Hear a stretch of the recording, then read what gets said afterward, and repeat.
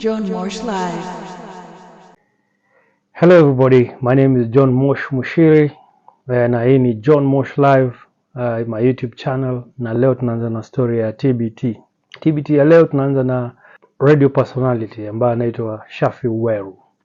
Shaffie Weru watu wengi wanamjua, or I'd rather say kila mtu anamjua kwa sababu he's been famous for many years. He's been all over the news. He's been, like kwa magazeti zote for various reasons, both good and bad, na amekuwa kitrend in very very many ways. Story yake about how he's been for over the years, maisha yake yote ameongelea sana kwa channel karibu zote ambazo amekuwa interviewed. Lakini leo nataka kuongelea story ya Shaffie Weru on how he started his radio career. Shaffie, by the way, a lot of people know him as a radio presenter, but a lot of people also don't know that he didn't start at Kiss 100 as a radio presenter. Hii mambo ya radio ilikuja sometime after the mid 2000s, wakati Kiss 100 ilianza huko ma early 2000s. Lakini early 2000s Shaffie alikuwa anafanya nini kwa Kiss?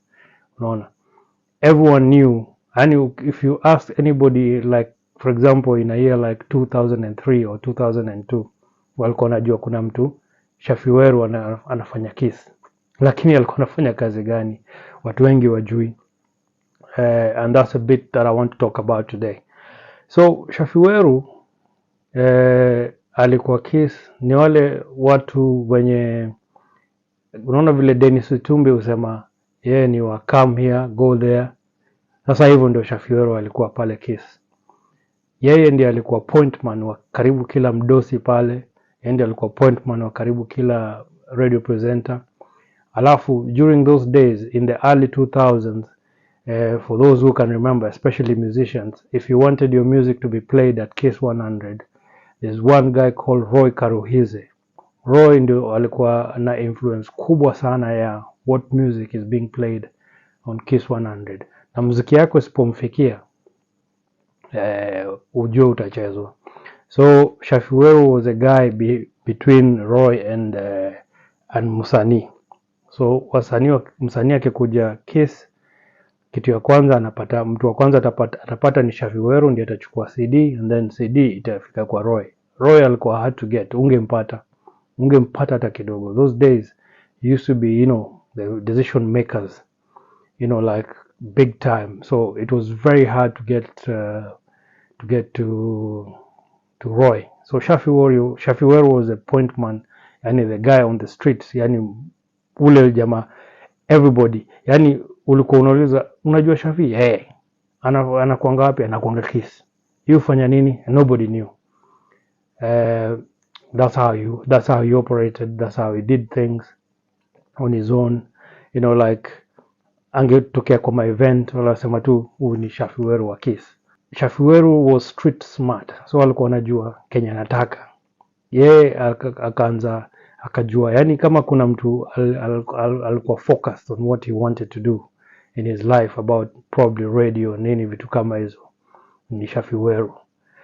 Yani the fact that alianza kudate Debbie Asila, who was a musician with tattoo, hiyo ikampatia plus ingine kubwa sana ya kutokea kwa magazeti. Yani every weekend hakuna gazeti ingetoka bila jina ya Shaffie Weru, bila picha ya Shaffie Weru, such that at some point Shaffie Weru, he was bigger than all the radio presenters wa Kiss 100. Yani alikuwa mkubwa. Yani every weekend ako kwa gazeti, amefanya nini, akionekana mahali Debbie alikuwa, yani it got to a point where as journalists tulikuwa tunasema tukicaption kwa gazeti Shaffie Weru tutasema nini? Tutasema Debbie's boyfriend Shaffie Weru of Kiss 100. But Kiss 100 alikuwa anafanya nini? So he became so famous. He was everywhere in the newspapers. He was, like tabloids zote zilikuwa zinaandika about, yani without him, mapaparazi bila kumpiga picha hawajaenda event. That's how smart he was in using publicity na kila kitu.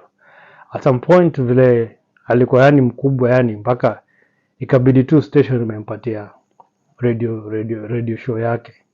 And that's how Shaffie Weru became a radio presenter. Unaona, ndiye akaanza show na Kaleche.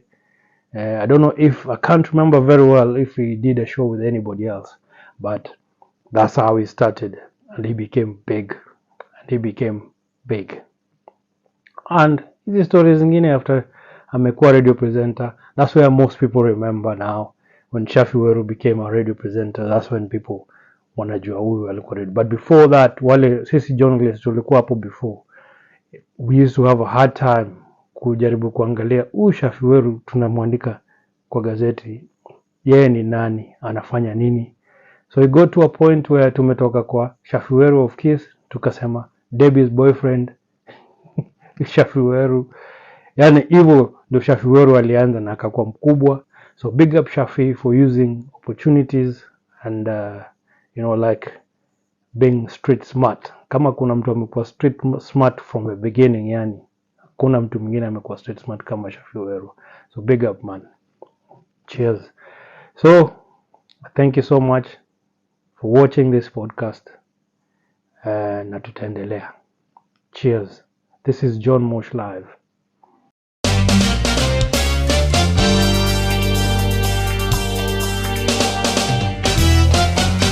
John Mosh Live.